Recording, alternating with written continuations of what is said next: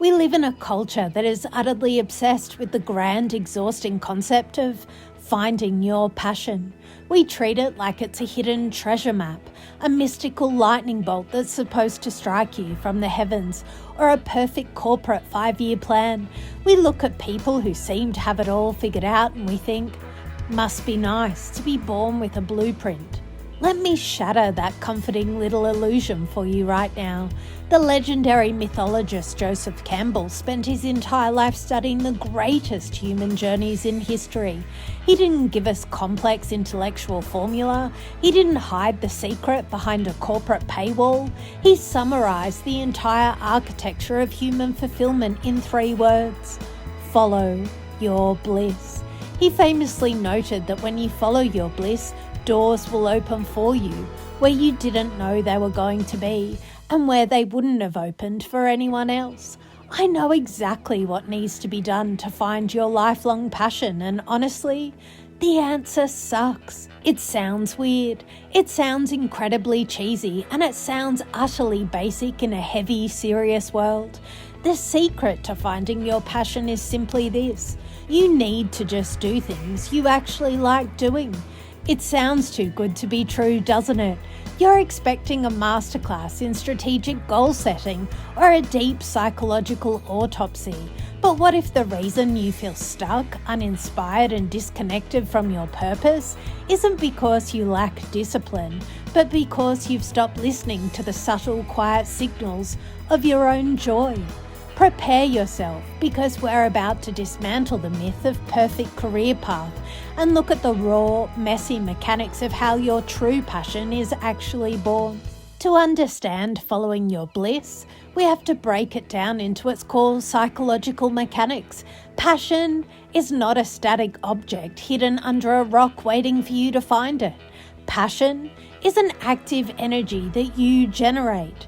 When you force yourself to focus entirely on what is logical, profitable, or expected, your conscious mind takes over with rigid rules and your spirit goes completely offline.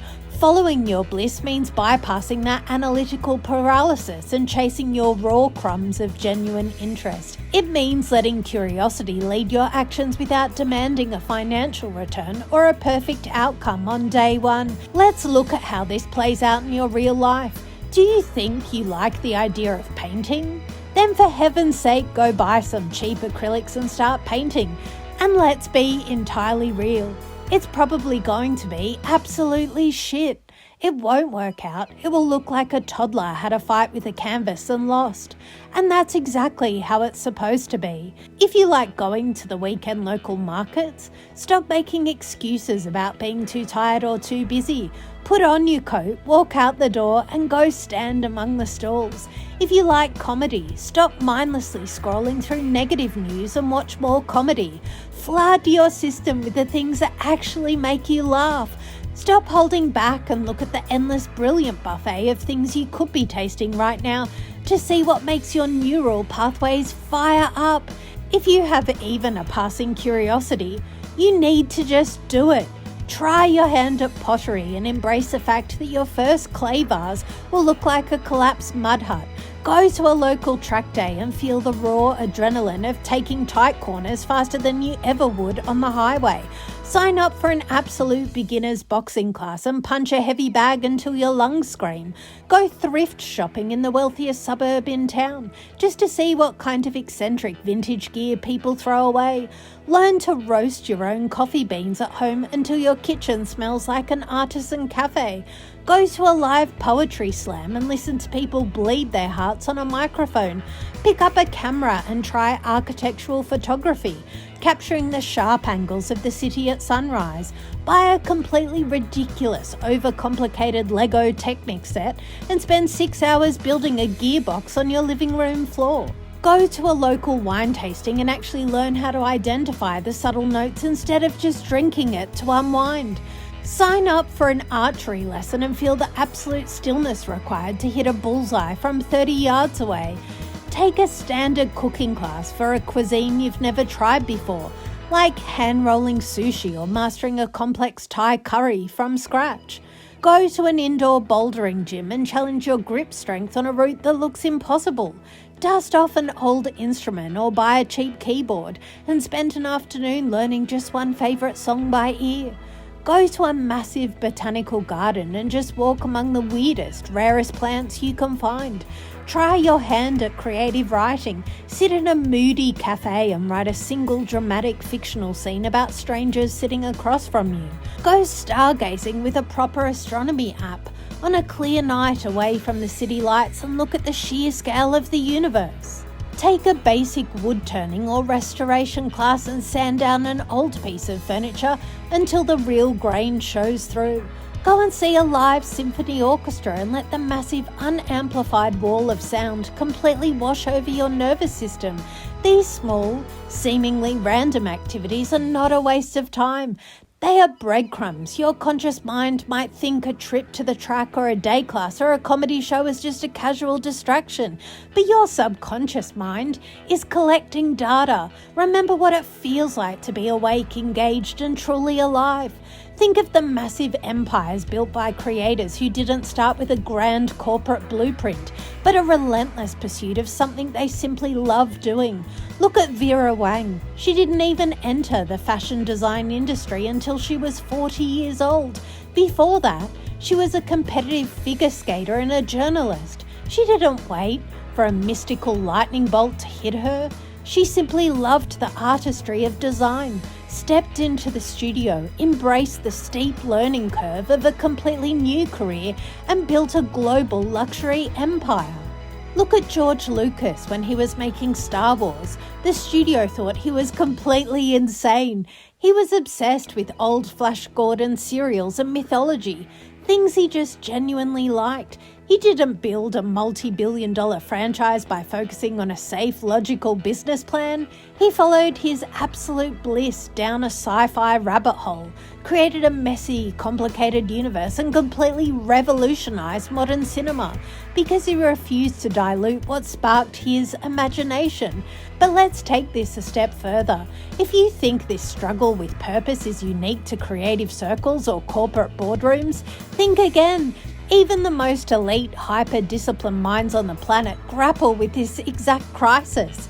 In his masterclass on mental toughness, The Way of the SEAL Commander Mark Devine highlights that even elite tactical operators, people trained to operate at peak precision, frequently hit a wall where they struggle to find their true passion, define their core values, or figure out exactly what they stand for when the immediate mission ends. The logic here is ironclad.